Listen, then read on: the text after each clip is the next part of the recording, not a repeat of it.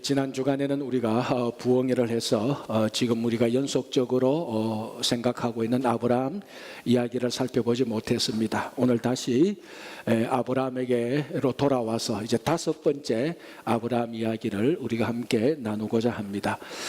자, 오늘 본문은 이렇게 시작됩니다.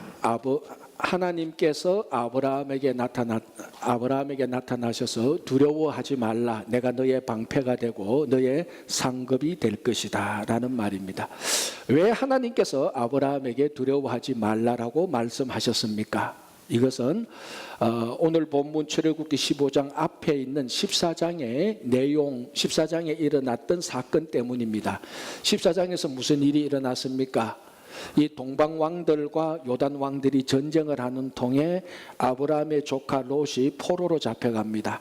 이 사실을 알았던 아브라함이 자기가 기르고 양육했던 318명의 군사들을 데리고 야간에 밤에 동방 왕들을 기습 공격해서 조카 롯을 구하고 그리고 그 싸움에서 이긴 대가로 전리품을 가지고 오게 되는 것입니다. 이렇게 해서 아브라함은 승리를 했지만은 이 어떤 싸움, 전투 이런 것들이 여기서 깨끗하게 끝나고 뒷감당이 없으면 괜찮은데 이게 여러분 한번 생각해 보십시오. 동방 왕들이 그 당시 4명의 왕들이 연합한 왕들의 연합체입니다. 그런데 이 아브라함, 저 갈대아 우르에서 이민 온 아브라함 하나가 318명 군사 데리고 와서 야간 기습 작전해서 그 전투에서 한번 이겼다. 자, 그러면 동방 왕들이 야, 아브라함 참 무서운 용사구나. 우리가 아브라함한테 근처에 못 가겠구나. 이렇게 생각하겠습니까? 아니죠. 복수해야죠. 보복해야죠. 바로 그런 이제 소문이 그 지역에 쫙 퍼집니다. 아브라함이 바로 두려워했던 것은 그 동방 왕들의 보복입니다. 여러분, 이게 동네 불량배들이 보복한다 그래도 밥맛이 없는데 잠이 잘 안 오는데 그 동방의 막강한 왕들이 아브라함에게 보복한다는 그 얘기를 들었을 때 이 마음이 결코 편할 리가 없습니다. 자기 가족들이 진멸할 위기에 처하게 되는 것입니다. 그래서 아브라함이 걱정, 염려, 두려움에 빠진 것입니다. 이때에 하나님께서 나타나셔서 아브라함에게 두려워하지 말라. 그리고 말씀하는 내용이 뭡니까? 내가 너의 방패가 되겠다. 자, 방패가 무슨 도구입니까? 전쟁할 때 사용하는 군사 도구입니다. 이 용도는 뭡니까? 상대방이 적이 나를 공격할 때 막아내는 것입니다. 그러니까 하나님께서 아브라함의 방패가 되겠다. 즉 동방 왕들이 아브라함 너와 너의 가족을 공격해도 어떤 무기를 써도 무슨 수를 써서 공격해도 하나님께서 친히 방패가 되어서 아브라함과 너의 가족들을 막아줄 테니까 두려워하지 말라라는 것입니다. 얼마나 마음에 큰 위로가 되겠습니까? 자, 이 한 말씀만 해도 위로가 되는데 하나님께서 이어서 또 다른 말씀을 하죠. 너의 상급이 될 것이다. 자, 두려워하지 말라는 말과 방패가 되어준다는 말은 쉽게 연관이 됩니다. 그런데 두려워하지 말라라고 말씀하시면서 상급이 되겠다는 것은 썩 그렇게 자연스러운 연관이 안 될 것 같습니다. 자, 아브라함의 대답을 한번 보십시오. 하나님께서 너의 상급이 될 것이다 라고 말할 때 아브라함은 뭐라고 말씀하십니까? 내가 기르고 있는 이 다메섹 사람 엘리에셀이 나의 상속자가 됩니다. 이렇게 말합니다. 얼핏 들으면 지금 이거 선문답 하는 것처럼 이 동문서답 하는 것처럼 들립니다. 그러나 이 질문과 대답과 여기에 대한 정확한 지금 리스판서가 오고 가고 있는 것입니다. 사실은 하나님께서 아브라함에게 상급이 되겠다 이 말의 중요한 내용은 하나님께서 아브라함에게 자녀를 주겠다는 이 말하고 같습니다. 아브라함이 그렇게 들었습니다. 그래서 내 자녀, 내 상속자가 내가 기르고 있는 다메섹 엘리에셀입니다. 왜? 아브라함은 지금 자기 몸에서 난 자녀가 없으니까요. 그래서 상급을 자녀로 이해한 것이 틀린 말이 아닙니다. 우리 시편 127편을 보면은 태의 열매는 그의 상급이다 이렇게 말합니다. 그러니까 고대 근동 사람들은 자녀들은 신이 주는 상품이다, 상급이다, 선물이다 이렇게 생각을 했던 것입니다. 그래서 하나님께서 아브라함에게 너나 지금 자녀가 없지만 내가 너의 상급이 되어서 너에게 자녀를 주겠다, 이런 말입니다. 자, 그런데 이까지는 알겠는데 이것이 왜 아브라함의 두려움이 되는데 위로하는 말이 됩니까? 자, 여러분 한번 생각해 보십시오. 아브라함은 지금 동방 왕들의 공격에 직면해가 있습니다. 진멸할 위기가 됩니다. 이거 참 현실적인, 지금 당장 일어나고 있는 아브라함의 두려움입니다. 그러나 이뿐만 아니라 만약에 아브라함이 여기서 공격을 받아서 아브라함이 죽고 그 가족이 죽는다면은 여기서 끝나는 게 아니고 자기는 지금 아무런 자기 몸에서 난 자녀가 없습니다. 그래서 궁여지책으로 생각한 게 이 다메섹 엘리에셀이 내 자녀입니다라고 이 정도 생각밖에 못하고 있는 것입니다. 그러니까 이 아브라함의 미래에 대한, 자기가 만약에 여기서 죽고 난 다음 미래에 대한, 후손에 대한 염려와 걱정이 있는 것입니다. 쉽게 말하자면 이런 셈이 되죠. 나는 오늘 여기서 죽어도 됩니다. 그런데 한 가지 걱정이 있습니다. 내가 죽고 나면은 우리는 자녀도 없이 우리 가문이 여기서 다 끝납니까? 그런 염려와 걱정과 두려움이 되는 것입니다. 그래서 하나님께서 걱정하지 말라, 두려워하지 말라, 내가 너의 상급이 되어서 너의 자녀까지도 줄 것이다 라는 것입니다. 자, 이 하나님께서 아브라함에게 나타나셔서 방패화된다, 상급이 된다는 것은 아브라함의 현실적으로 지금 직면해 있는 그 두려움도 제거해주고 미래에 대한 두려움도 다 제거해주는 것입니다. 그래서 지금 아브라함은 현실적인 두려움, 미래에 대한 걱정, 염려, 두려움이 있습니다. 그 말을 하나님께서 방패와 상급이라는 말, 즉 내가 너를 보호하고 너에게 자녀를 주겠다는 이 말로 아브라함의 염려, 걱정, 두려움을 일시에 제거해 줍니다. 자, 여러분 한번 생각해 보십시오. 지금 여러분들 대부분 다 염려와 걱정과 두려움이 있습니다. 그 염려와 걱정을 시제적으로 보면은 과거에 일어났던 일, 그것 때문에 염려하는 사람은 없습니다. 그러나 지금 내가 직면해 있는 여러 문제들, 이것 때문에는 많은 사람들이 두려워합니다. 염려하죠. 걱정하죠. 그러나 어떤 분들은 지금은 괜찮은데 미래가 걱정되는 겁니다. 쉽게 말하자면은 지금은 비즈니스가 그런 대로 되는데 이거 2년 뒤에 리스 다시 받아야 되는데 그 미래가 걱정이 되는 겁니다. 그러니까 우리가 걱정, 염려, 두려워하는 것은 모두 지금 현실에 일어나고 있는 일 아니면은 미래에 일어날 일들입니다. 지금 아브라함이 바로 그런 상황입니다. 그래서 하나님께서 현실의 두려움은 방패가 되어 주셔서 다 두려움을 제거하고 하나님께서 아브라함에게 상급이 되어서 미래에 있을 두려움까지도 하나님께서 다 제거해 주는 것입니다. 자, 여러분, 하나님께서 아브라함에게 주신 약속은 여러분들에게 주신 약속이라고 믿어도 전혀 문제가 없습니다. 왜 그런가 하면은 우리가 지금 아브라함 이야기를 살펴보는 이유가 뭡니까?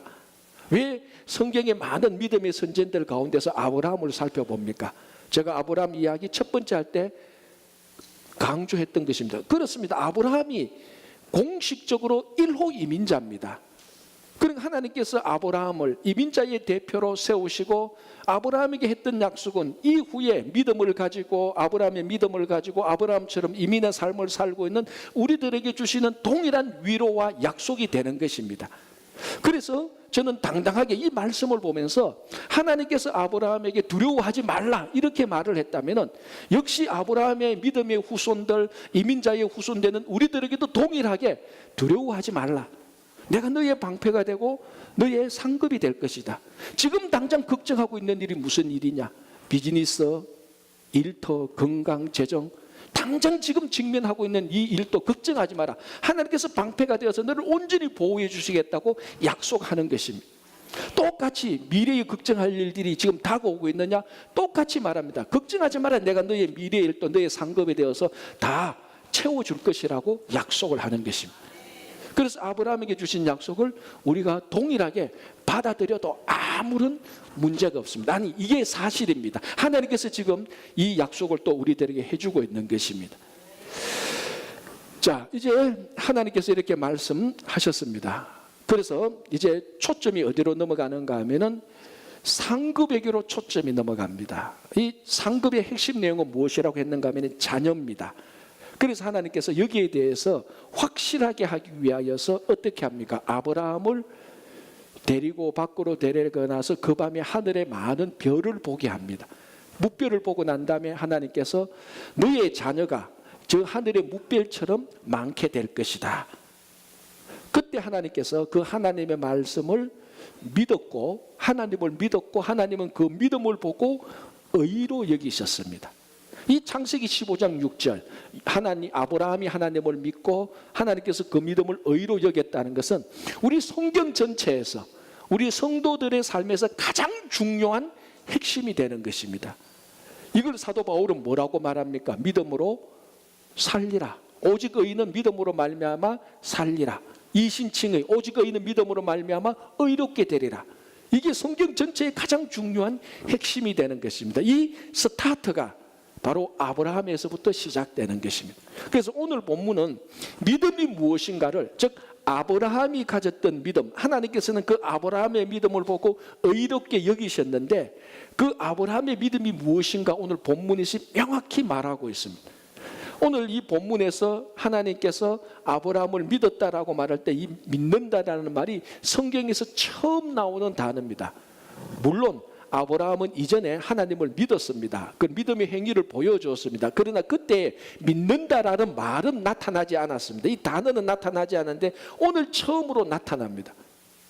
그러면은 아브라함의 믿음이 무엇입니까? 간단히 정리하면 이렇게 됩니다. 아브라함은 하나님을 믿고 하나님의 약속을 믿었습니다. 다른 걸 믿은 게 아닙니다. 그러니까 믿음의 핵심 알갱이는 하나님이 있고 하나님의 약속이 우리 믿음의 알갱이입니다. 우리는 다른 걸 믿는 게 아닙니다. 하나님의 약속을 믿습니다.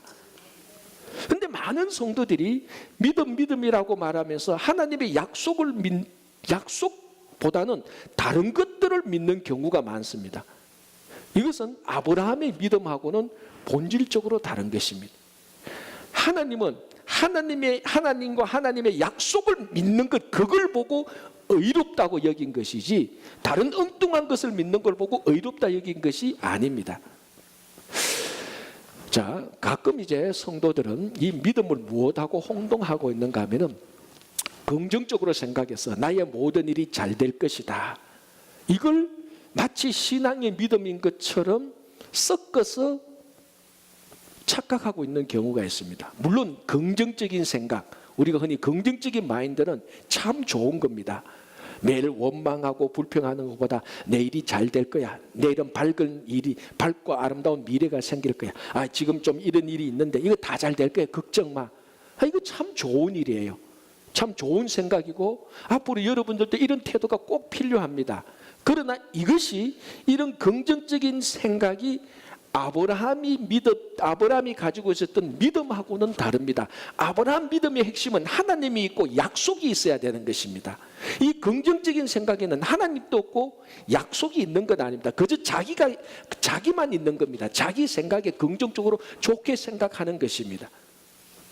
이 긍정적인 생각이 항상 좋은 게 아닙니다. 왜? 자기 중심적이고 자기한테 일어나는 좋은 일로만 해석하고 자기 중심적이기 때문에 그렇습니다.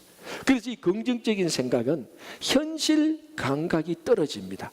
지금 현실에는 당장 처리해야 될 일이 있고 현실에 지금 불편한 게 있고 이걸 꼭 해결해야 되는데 잘 될 거야, 괜찮아. 이 불편한 거 이거 좀 문제가 있어 보이는데 잘 될 거야, 괜찮아. 긍정적으로 생각합니다. 현실 인식도 떨어지고 현실의 문제를 무시합니다. 이건 아브라함의 믿음이 아닙니다. 성경이 말하는 믿음이 아닙니다. 그냥 긍정적인 생각입니다. 이 긍정적인 생각을 가장 강조하는 나라가 우리가 살고 있는 미국입니다. 미국의 기업들, 미국의 학교들, 그리고 미국에서 수없이 매주 발간되는 자기개발 책들, 이런 것들 보면 얼마나 자기 긍정 이런 것이 많은지 모릅니다. 물론 다 내용이 다 좋습니다. 그러나 아무리 좋은 내용이라 할지라도 오늘 본문에서 아브라함이 하나님을 믿고 하나님의 약속을 믿었던 그 믿음은 아니라는 것입니다. 그래서 바브라 에런 라이크라는 사람이 긍정의 배신이라는 책을 썼습니다. 그 책을 보면 아주 예리하게 우리가 무작정 긍정적인 생각을 가지고 있는 것이 얼마나 위험한 일인가를 미국 사람들이 알고 있어야 된다는 것이. 그래서 그 책에서 보면 제가 조금 전에 말씀드렸다시피 긍정적인 생각이 좋은데 현실을 무시하고 현실 감각이 없어서 나중에 미래를 망칠 수가 있다는 것입니다. 예를 들자면 그 책에서 이런 얘기가 나옵니다. 2001년 9/11, 미국 역사에서 지울 수 없는 가장 치욕스러운 불운했던 사건, 9/11 테러 사건도 사실은 긍정적인 생각이 모든 관료들에게 배어 있었기 때문에 일어난 이유 중에 하나라고 말을 합니다. 그것 때문에 일어난 건 아니지만은 만약에 정말로 거기에 관련된 모든 미국의 공무원들, 관료들이 우리가 말하는 잘 될 거야, 긍정적인 생각만 아니었더라면 그 사건을 예방할 수도 있었다고 말합니다. 어떻게 분석하는가 하면 2001년 9월 이전의 여름에 시시각각 단편적인 보고들이 계속 미 국방성이나 그 백악관에 보고가 됩니다. 물론 그 단편적인 보고 하나 가지고는 테러를 알 수가 없습니다. 그러나 이런 조각들을 맞추어 보면은 이런 조각들, 이런 단편적인 보도들이 심각하고 이거 뭔가 문제가 있구나, 이거 우리 해결해야 되겠구나, 이렇게 해서 그 단편적인 어떤 조각들을 맞추어 봤더라면은 이 분명히 가을이나 겨울쯤에 2001년 하반기에 비행기를 이용했던 테러 사건들이 일어날 수 있겠다는 그런 조각 그림이 나올 수 있었다는 것입니다. 그런데 그런 단편적인 보고들이 올 때 미국의 관료들 잘 될 거야, 괜찮아, 이거 하나 괜찮아, 문제 없어. 우리가 이런 보고들 한두 번 들어, 괜찮아, 일 다 잘 될 거야, 다 무시합니다. 우리 이런 거 하나에 붙들려서 미래를 망칠 수가 없어. 미국은 잘 될 거야. 그렇게 해서 그 실제적인 중요한 단편적인 보도들을 다 무시합니다. 예를 들자면 이겁니다. 어느 비행기 학교에서 이런 보고가 들어옵니다. 우리 비행기 학교에서 비행을 배우는 학생들 가운데 좀 이상한 학생들이 있습니다. 왜? 이 학생들은 비행기 나는 것만 배웁니다. 비행기가 이륙하고 착륙하는 것에는 관심이 없는 거예요.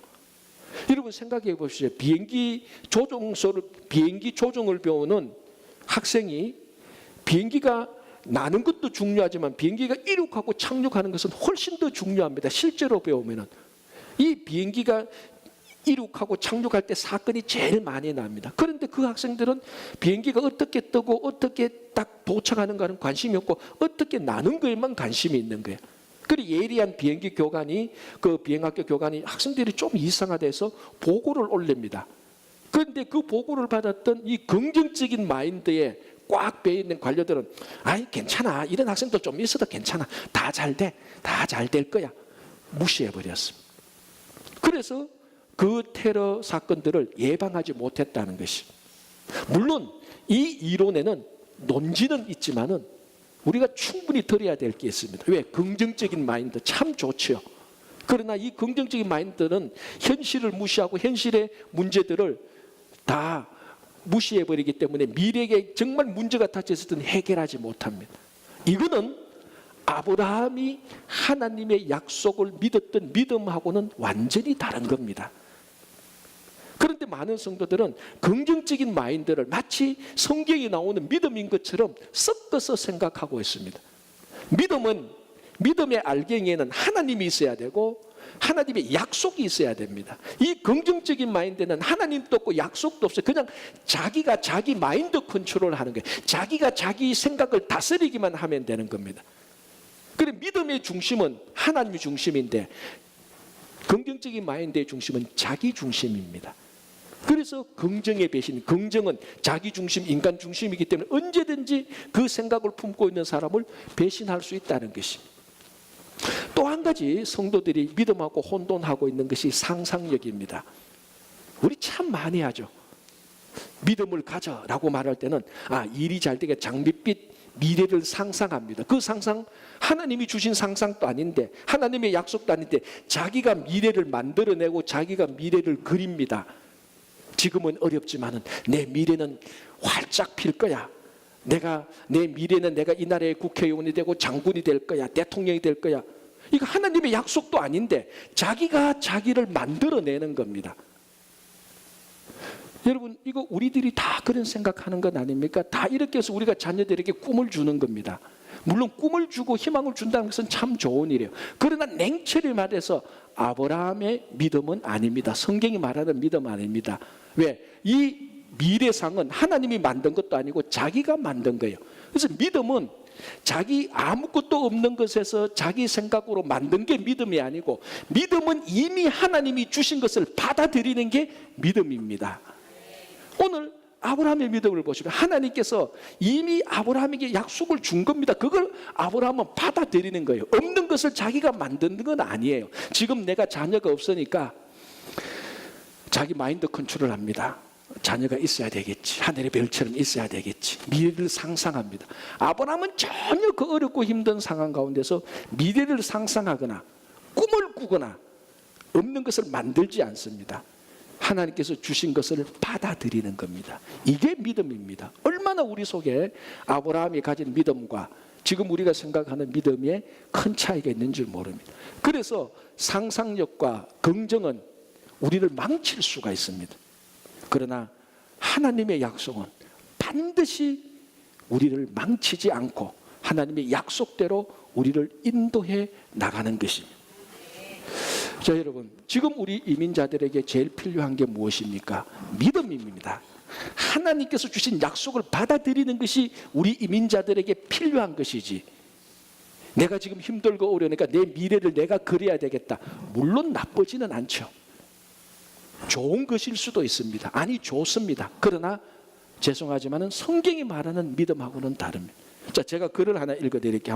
한번 들어보십시오. 지금 눈을 감고 조용히 저 먼 미래로 날아가 보자.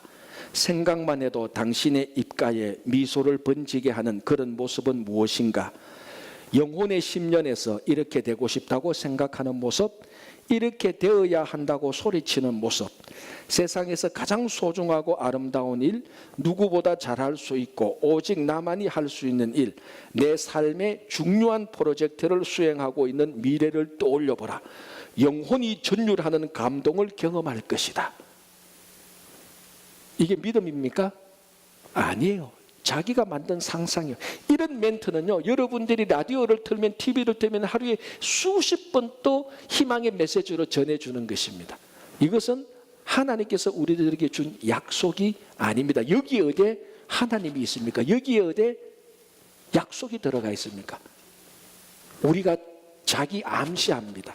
내 미래는 장밋빛이 될까? 자꾸 자기 암시, 자기 체면을 겁니다. 많은 성도들이 믿음을 자기 암시, 자기 체면으로 착각하고 있습니다. 절대로 믿음은 자기 암시도 아니고 자기 체면도 아니에요. 하나님이 주신 약속을 받아들이는 게 믿음입니다. 그래서 우리 이민자들에게 하나님께서 아브라함에게 주신 그 약속을, 이민자 우리에게 동일하게 약속을 주니까 그 약속을 받아들이고 약속에 따라 살아가는 것이 지금 필요한 것이지, 상상하고 긍정적인 마인드를 가지는 것은 두 번째, 세 번째입니다. 다시 말씀드리지만 하나님께서 아브라함에게 준 약속은 동일하게 우리들에게 준 약속입니다. 이제는 우리가 그 약속을 받는 겁니다. 그래서 그래서 아브라함은 그 약속 위에서 한 걸음 한 걸음씩 걸어 나가기 시작하는 것입니다. 그래서 여러분들 지금 상황이 많이 어려운 분들도 있을 겁니다. 힘듭니다. 아브라함처럼 두려움이 있고 현실적인 두려움도 있고 미래에 대한 걱정, 염려가 엄습하는 사람들이 있습니다. 자기 체면, 자기 암시가 필요한 거. 이름에도 불구하고 내가 처음 이민 올 때 하나님께서 내게 주신 그 약속, 아브라함이 주신 그 약속, 다시 그것을 우리가 끄집어내어서 그 약속을 붙들고 나가는 것, 그게 지금 우리들에게 필요한 믿음이 되는 것입니다. 자, 하나님께서는 이렇게 상급으로 자녀를 주겠다라고 말씀하시고, 또 한 가지 더 패키지로 나오는 하나님의 약속이 있습니다. 자녀 다음에 아브라함에게 동일하게 준 상급의 패키지가 뭡니까? 그건 땅이죠. 이건 이미 앞에서도 두 번이나 나온 것입니다. 하나님께서 갈대아 우를 떠날 때 하나님께서 하늘의 별처럼 바다의 모래처럼 내 자손을 많게 할 것이다라고, 그 다음에 보면 또 땅을 줄 것이라고 말을 했습니다. 앞에서 자기 조카 롯이 소돔을 떠나갈 때에 하나님께서 또다시 아브라함에게 하늘의 별처럼 많은 자손을 주겠고 네가 지금 둘러보건 이 모든 땅을 너에게 줄 것이라고 말했습니다. 그래서 하나님께서 아브라함에게 준 약속의 내용은 패키지인데 하나는 후손이고 하나는 땅입니다. 그래서 오늘 또 역시 똑같이 그 패키지가 또 나오는 겁니다. 상급으로 후손을 주겠다, 하늘의 별처럼 후손을 주겠다라고 말하고 땅에 대한 약속을 주는 것입니다. 이게 지금 세 번째거든요. 그 세 번째 하나님의 약속을 듣는 아브라함은 또 이렇게 말합니다. 세 번째 들어서도 보증을 해달라 그럽니다. 하나님 내게 땅을 주시겠다, 하나님 내게 땅을 주시겠다고 하시는데 무엇으로 땅을 내가 받을 것인지 보증을 해달라 이렇게 말합니다. 여러분 위로가 되지요. 아브라함도요 패키지로 주는 그 후손과 땅 앞에서도 얘기했고 갈대아 우를 떠날 때 얘기했고 자기 조카 롯이 소돔을 떠날 때도 얘기했고 이미 두 번 다 확실하게 듣는데 또 얘기할 때 보증을 주세요라고 말합니다. 하나님은 아브라함의 연약함을 압니다. 하나님께서 그래서 또 땅에 대한 약속의 보증을 달라 그럴 때 하나님께서 아유 이 아브라함 세 번째인데 이런 말씀 안 하시는 거예요.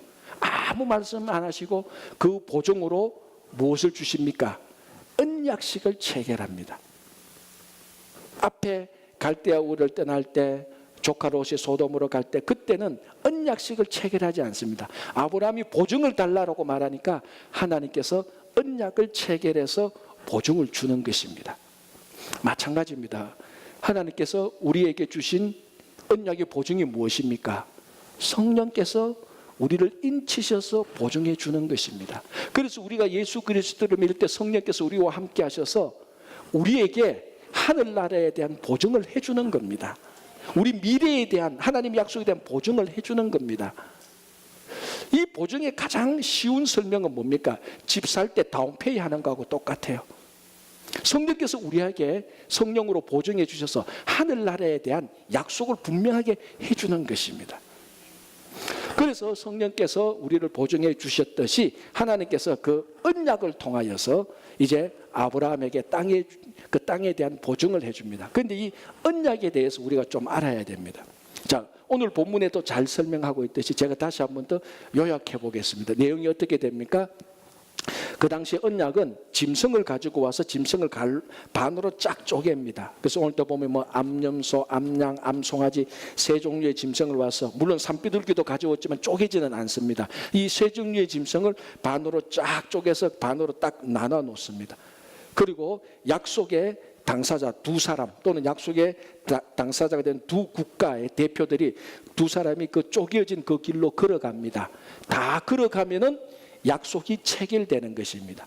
이 의미가 무엇인가 하면은 너하고 나하고 이 짐승 사이로 걸어갔으니까 너나 나나 약속을 지키지 않는 사람은 이 짐승처럼 쪼개어져서 죽게 될 것이라는 것입니다. 이게 사실은 무시무시한 약속이 되는 것입니다. 뭐 우리가 약속 하나 안 지키면 뭐 몇 배 배상하라 이 정도가 아니고 너 약속 안 지키면은 또 내가 약속을 안 지키면은 이 쪼개진 짐승처럼 우리가 쪼개져서 죽을 것이라는 어마어마한 약속입니다. 이 약속을 지키겠습니까? 안 지키겠습니까? 지키죠. 왜냐하면 자기가 쪼개져서 죽을 판인데 약속을 지켜야죠. 하나님께서 아브라함에게 땅을 주시는 보증으로서 이런 약속을 체결해 버리는 것입니다. 이게 지켜지겠습니까? 안 지켜지겠습니까? 지켜지는 것이죠. 이 약속은 보증이 되겠습니까? 안 되겠습니까? 확실한 보증이 되는 거예요. 그러나 진짜 보증은 이 약속이 무서워서 보증이 되기보다는 이 약속 속에 담겨져 있는 이 언약 체결식 속에 담겨져 있는 하나님의 놀라운 사랑 때문에 보증이 되는 것입니다. 여기에 왜 하나님의 놀라운 사랑이 있는가 하면요. 자, 12절을 한번 보시기 바랍니다. 15장 12절 이렇게 되어 있습니다. 제가 읽어드리고 간략하게 설명할게요. 앞부분에 이렇게 되어 있습니다. 해질 때에 아브라함에게 깊은 잠이 임하고, 자, 요때가 어떤가 하면은 이제 짐승을 반으로 딱 쪼개었습니다. 이제 하나님하고 아브라함이 짐승 사이를 걸어가야 됩니다.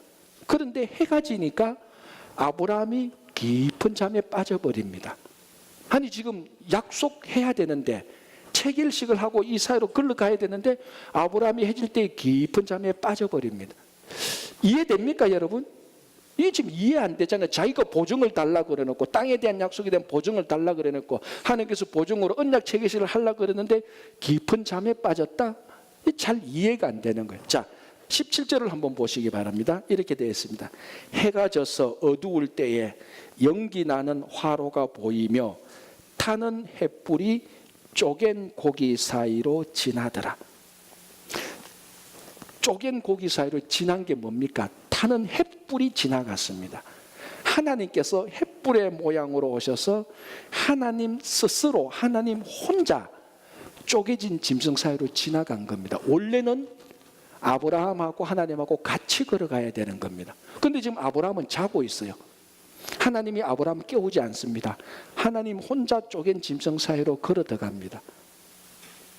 자, 여기서 첫 번째 미스터리를 풀어야 되죠. 아브라함이 왜 깊은 잠이 잤습니까? 스스로 잔 것이겠습니까?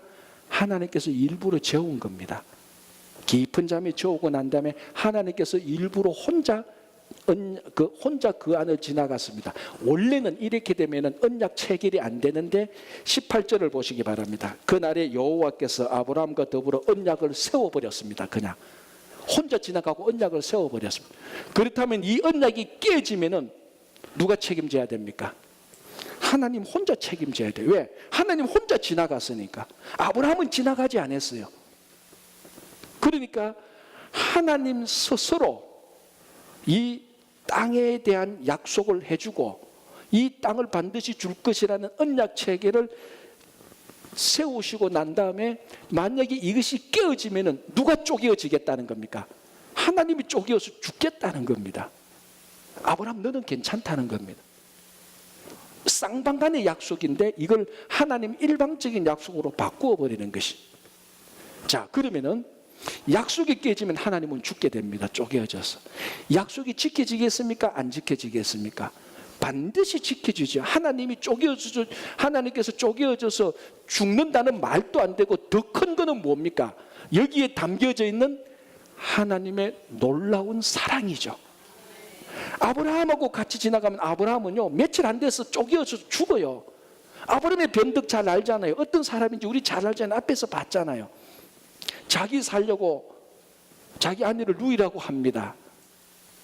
물론 좋은 면도 있지만 여전히 아브라함은 부족하고 연약하고 변덕이 있습니다.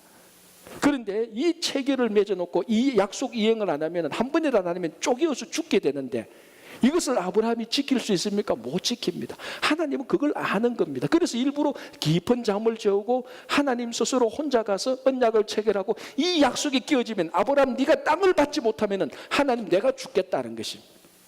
확실한 하나님의 사랑입니다. 그래서 나중에 이스라엘 백성들이 애굽의 포로 생활하고 400년 포로 생활하고 다시 돌아올 때 하나님께서 모세와 이스라엘 백성들에게 뭐라고 말씀하십니까? 내가 아브라함의 언약을 기억하겠다라고 말을 합니다.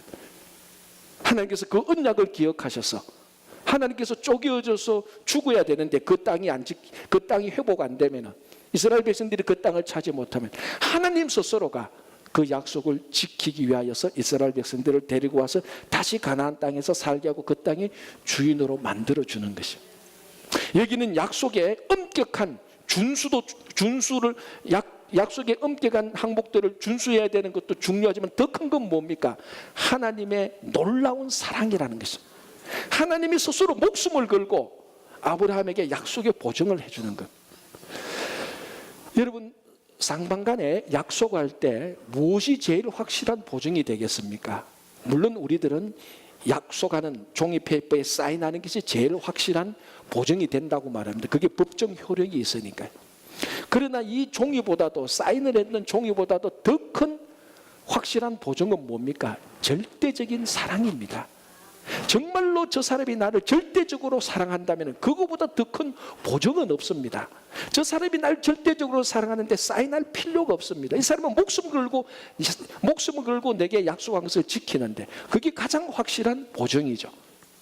그래서 오늘 아브라함이 땅에 대한 약속을 무엇으로 보증하겠습니까? 라고 말할 때 하나님께서 언약 체계시를 하지만은 그 안에 담겨진 것은 하나님의 사랑을 보여주는 것입니다.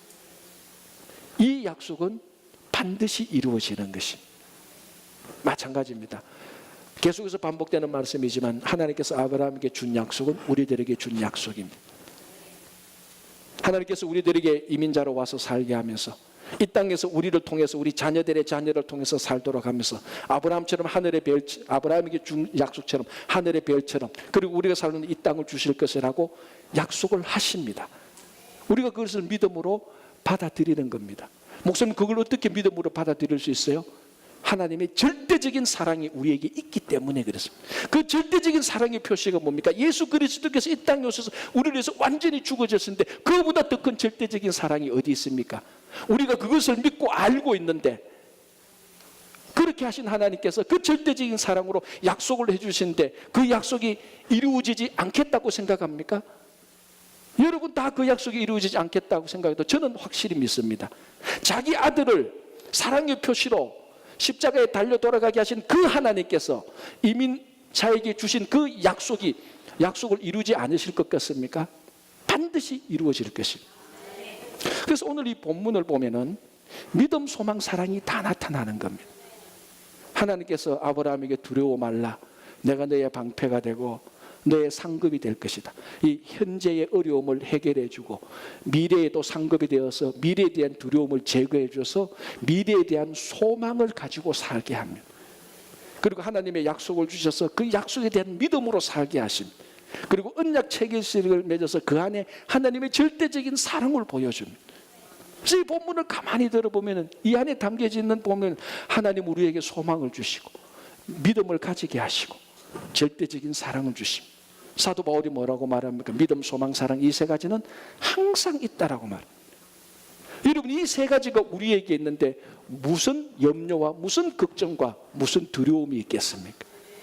그래서 지금 여러분들 많은 어려움이 있을 겁니다. 염려가 있죠, 걱정이 있죠. 그러나 오늘 이 본문의 속에 담겨져 있는 하나님께서 우리에게 주시는 소망을 받아들이시기 바랍니다. 믿음을 가지시기 바랍니다. 하나님이 절대적인 사랑으로 살아가시는 여러분 되기를 바랍니다.